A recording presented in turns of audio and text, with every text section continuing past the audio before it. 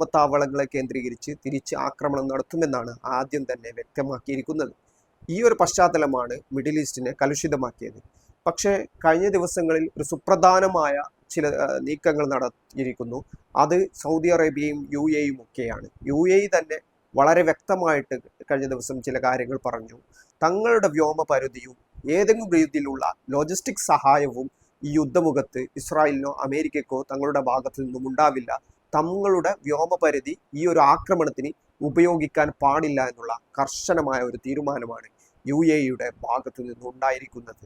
അഥവാ ഇറാൻ ആദ്യം തന്നെ വളരെ വ്യക്തമായി പറഞ്ഞ കാര്യമാണ്, ഈ ഒരു ആക്രമണം ഉണ്ടായാൽ അമേരിക്കൻ വ്യോമത്താവളങ്ങളുള്ള ഏതൊക്കെ രാജ്യങ്ങളുണ്ടോ ആ രാജ്യങ്ങളിലെ അമേരിക്കൻ വ്യോമത്താവളങ്ങളെ തങ്ങൾ ലക്ഷ്യം വെക്കുന്നത്.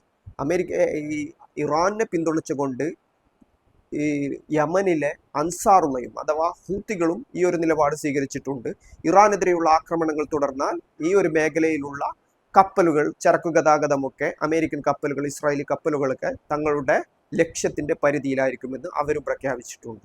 കഴിഞ്ഞ ദിവസം ലെബനനിലെ ഹിസ്ബുള്ളയുടെ സെക്രട്ടറി ജനറൽ ഷെയ്ഖ് നഈം ഖാസിം കഴിഞ്ഞ ദിവസം ഒരു കാര്യം പറഞ്ഞു.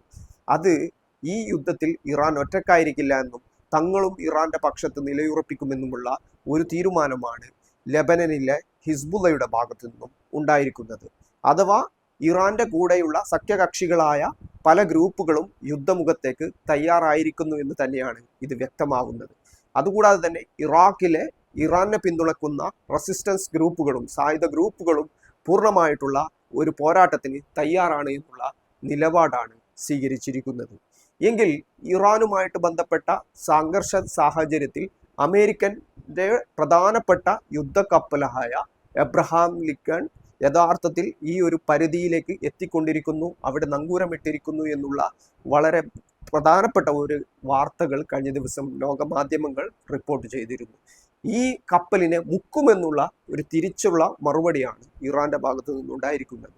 ഏതായാലും എന്തുകൊണ്ടാണ് ഇറാനിൽ ഇത്തരത്തിലുള്ള നീക്കങ്ങൾ നടക്കുന്നത് എന്ന് നമ്മൾക്ക് പരിശോധിക്കേണ്ടി വരും. അങ്ങനെ നമ്മൾ പരിശോധിക്കുമ്പോഴാണ് കഴിഞ്ഞ 12 ദിന യുദ്ധങ്ങൾ, അഥവാ ഇസ്രായേലും ഇറാനും നേരിട്ട് ഏറ്റുമുട്ടിയ 12 ദിന യുദ്ധത്തിൽ അവസാനം ഇസ്രായേൽ ഒരു സമാധാന കരാർ അമേരിക്ക മുഖേന ഉണ്ടാക്കുകയും അതുമൂലമാണ് ആ യുദ്ധം അവസാനിച്ചത്.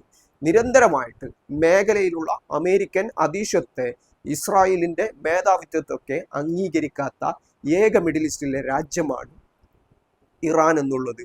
അതുകൊണ്ട് തന്നെയാണ് ഇറാനെ ലക്ഷ്യം വെച്ചുകൊണ്ട് വളരെ വലിയ പദ്ധതികൾ അതിനുശേഷം അമേരിക്കയും ഇസ്രായേലും ചേർന്ന് നടത്തിയത്. ഇതിന്റെ ഭാഗം